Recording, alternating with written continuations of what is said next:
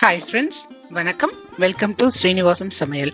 இன்னைக்கு srinivasam சமையல்ல வெண்டைக்காய் புளிக்குழம்பு எப்படி செய்யலான்னு பார்க்கலாம். எவ்வளவோ குழம்பு வகைகள் இருந்தாலும் புளிக்குழம்புக்கு இருக்கக்கூடிய டேஸ்டே தனிதான். வீட்டில் நம்ம ஏதாவது ஒரு வகையான புளிக்குழம்பு செய்கிறோம் அப்படின்னு சொன்னோன்னா அன்னைக்கு வீட்டில் இருக்கிறவங்க எல்லாருமே கூட கொஞ்சம் சாப்பிடுவாங்க. அந்த அளவுக்கு புளிக்குழம்பு நல்லா டேஸ்டாக இருக்கும். வாங்க இன்னைக்கு வீடியோவில் வெண்டைக்காய் புளிக்குழம்பு எப்படி செய்யலான்னு பார்க்கலாம். இப்போ ஸ்டவ் மேல இந்த மாதிரி ஒரு கடாய் வச்சுக்கோங்க. அதுல 2 டேபிள் ஸ்பூன் அளவுக்கு நல்லெண்ணெய் சேர்த்துக்கோங்க. 1/2 டேபிள் ஸ்பூன் அளவுக்கு வெந்தயம் சேர்த்துக்கோங்க. நல்லெண்ணெயும் வெந்தயம் புளிக்குழம்புக்கு நல்ல வாசனையையும் சுவையையும் கொடுக்கும். நல்லா வெந்தயம் பொரிஞ்சதுக்கு அப்புறமா 1 டேபிள் ஸ்பூன் அளவுக்கு கடுகு உளுந்தம் பருப்பு சேர்த்துக்கோங்க. கடுகு நல்லா வெடிச்சதும் ஒரு கொஞ்சமா கருவேப்பிலை சேர்த்துக்கோங்க வாசனைக்காக. இப்போ இது எல்லாமே நல்லா புரிஞ்சதுக்கு அப்புறமா ஒரு பெரிய வெங்காயம் இந்த மாதிரி சின்ன சின்னதா வெட்டி கூட சேர்த்துட்டு நல்லா வதக்க ஆரம்பிச்சிருங்க. இப்போ இந்த வெங்காயம் ஓரளவுக்கு ப்ரௌன் கலர்ல வதங்கினா போதும். இந்த மாதிரி வதக்கிக்கோங்க.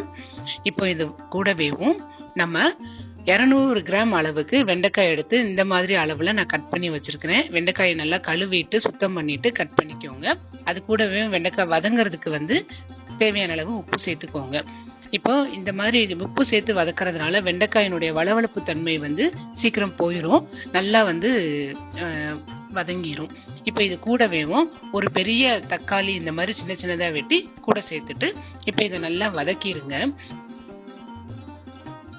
வெண்டைக்காயை நம்ம நல்லா வதக்கிடணும். வதக்கிட்டு நம்ம புளி சேர்த்துக்கிறப்பதான் குழம்புல ஒரு வலுவழுப்பு தன்மை இல்லாம இருக்கும். அதனால இந்த வெண்டைக்காயை நல்லா வதக்கிருங்க. அதனுடைய ஸ்கின் எல்லாம் நல்லா சுருங்கி போற அளவுக்கு நீங்க வதக்கிருங்க. இப்போ நம்ம தக்காளி சேர்த்துருக்கிறதுனால இன்னும் கொஞ்சம் டேஸ்ட் நல்லா இருக்கும். இப்போ இது கூடவேவும் 2 டேபிள் ஸ்பூன் அளவுக்கு குழம்பு மிளகாய் தூள் சேர்த்துக்கோங்க. கொஞ்சமா மஞ்சள் தூள் சேர்த்துக்கோங்க. அதே மாதிரி கொஞ்சமா பெருங்காயம் சேர்த்துக்கோங்க வாசனைக்காக. இது எல்லாத்தையும் சேர்த்துட்டு இந்த மாதிரி இந்த மசாலா பொருட்கள் எல்லாத்தையுமே இந்த காய் கூட நல்லா நீங்க வதக்கிடணும். இப்போ எந்த வகையான புளிக்குழம்பு நம்ம செஞ்சாலும் பொதுவாக குழம்பு வகைகள் செய்யறப்ப காய்கள் போட்டு செய்யக்கூடிய குழம்பு வகைகள்ல இந்த மசாலா பொருட்களை நம்ம ஃபர்ஸ்ட் எண்ணெயில இந்த மாதிரி நல்லா காயும் எண்ணெயும் சேர்த்து நம்ம வதக்குறப்ப அந்த குழம்பு சுவை அதிகரிக்கும், ரொம்ப நல்லா இருக்கும் டேஸ்ட். அதனால இந்த மாதிரி நீங்க செஞ்சு பாருங்க. இப்போ இது கூடவேவும் ஒரு எலுமிச்சம்பழம் சைஸ் அளவுக்கு புளியை கரைச்சிட்டு அந்த புளி தண்ணியை இது கூட சேர்த்துருங்க. இப்ப பாத்தீங்கன்னா நம்ம வெண்டைக்காயை நல்லா வதக்கிட்டோம். இப்ப இந்த புளி கரைசல் கூட நம்ம சேர்த்திருந்த மசாலா பொருட்கள் நல்லா கரைஞ்சு போற அளவுக்கு இந்த மாதிரி கலந்துக்கோங்க. நல்லா இந்த மாதிரி கிளறி விட்டுருங்க. அப்பதான் மசாலா நல்லா கரைஞ்சி வேகும். இப்ப இதை மூடி வச்சிருங்க. இப்ப இது ஒரு 3 நிமிஷம் வரைக்கும் நல்லா வேகட்டும். ஸ்டவ் நல்லா சிம்ல வச்சுக்கோங்க. இப்போ நான் குழம்புக்கு தேங்காய் அரைக்க போறேன். ஒரு சின்ன துண்டு தேங்காயை இந்த மாதிரி சின்ன சின்ன துண்டா வெட்டி மிக்சியில சேர்த்துக்கோங்க. நம்ம புளிக்குழம்புக்கு தேங்காய் சேர்க்கறதுனால குழம்பினுடைய கன்சிஸ்டன்சி நல்லா திக்கா இருக்கும். ஊத்தி சாப்பிட்றதுக்கு நல்லா இருக்கும். இதை நம்ம நல்லா விழுதா இந்த மாதிரி அரைச்சுக்கிடணும். அப்பதான் குழம்பு நல்லா திக்கா நமக்கு கிடைக்கும். இப்போ இந்த தேங்காயை நம்ம குழம்புல சேர்த்துடணும். இப்போ நம்ம தக்காளியும் தேங்காயும் சேர்த்துருக்கிறதுனால புளிக்குழம்பு நல்லா திக்கா நம்மளுக்கு கிடைக்கும். புளியினுடைய தன்மையும் புளிப்பு தன்மையும் கொஞ்சம் கம்மியா இருக்கும். இப்ப பாருங்க 3 நிமிஷம் ஆயிருச்சு. நம்ம ஊத்தின தண்ணி எல்லாமே நல்லா வத்தி காய் நல்லா வெந்துருச்சு. இப்ப பாருங்க நம்ம நல்லா காயை வதக்குனதுக்கு அப்புறமா புளி தண்ணி சேர்த்ததுனால ஒரு வலுவழுப்பு தன்மை குழம்புல இப்ப இல்ல. காயும் நல்லா வெந்துருச்சு. இப்ப பாத்தீங்கன்னாலே தெரியும். இப்ப இந்த சமயத்துல நம்ம அரைச்சு வச்சிருந்த தேங்காய் விழுத குழம்புல சேர்த்துருங்க.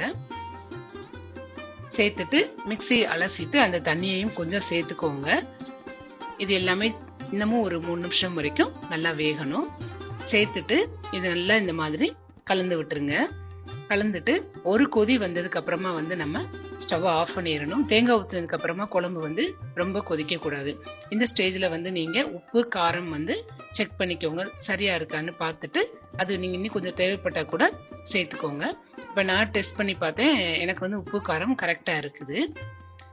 இப்ப பாருங்க நல்லா ஒரு கொதி வந்துருச்சு. இப்ப குழம்பு இறக்குற ஸ்டேஜ்ல ஒரு ஸ்பூன் அளவுக்கு நல்லெண்ணெய் ஊத்தி நல்லா கலந்து விட்டுருங்க. இந்த மாதிரி நல்லெண்ணெய் ஊத்துறதுனால குழம்பு ரொம்ப டேஸ்டா இருக்கும். இப்ப நம்ம சூப்பரா ரெடி பண்ணிட்டோம் ஹோம் ஸ்டைல் வெண்டைக்காய் புளிக்குழம்பு.